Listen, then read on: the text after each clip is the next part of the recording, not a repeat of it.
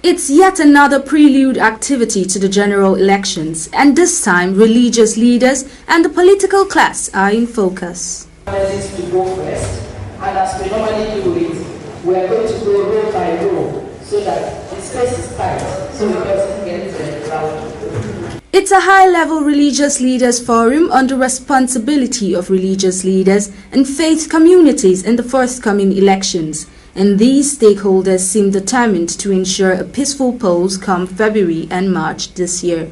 To ensure that people who are supposed to respect, protect us, that they are accountable to us. I think I look forward to a time where religious institutions would start calling political actors and having dialogues with them, asking them, what they are doing, to protect the citizens. I think I look forward to such things happening. If we defend a person, or if we defend a group of people simply because they are of our religion or they are of our ethnicity, we join them without sharing the benefits. We join them in destroying the country. We are all suffering the same thing. Insecurity, poverty, lack of resources to send our children to school, lack of resources to feed, lack of resources to go to the hospital.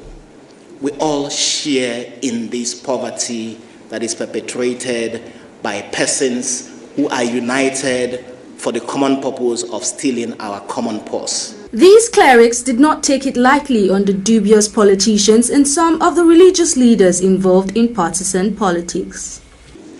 We need a shift in our leadership orientation that will be anchored on a new culture of patriotism and responsibility in governance, and sustained by transparency and accountability, where politicians, public office holders, civil servants, security agents, religious leaders, civil society groups, and the members of the public, yes, all members of the public, where they will engage the political process with the highest ethical and moral standards and the most noble democratic principles.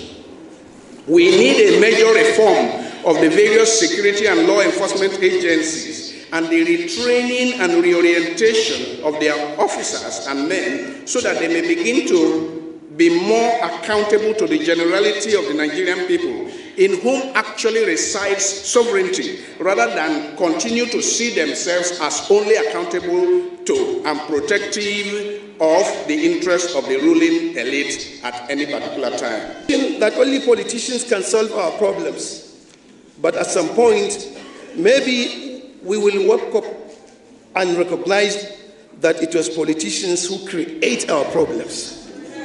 They are the ones who create our problems. And until we are able, I think this is a very apt gathering, very important gathering of high-level religious leaders. But I wish, alas, my cry is that how will we be able? I can't be intimidated. My co-speaker, the Reverend, you can't be intimidated.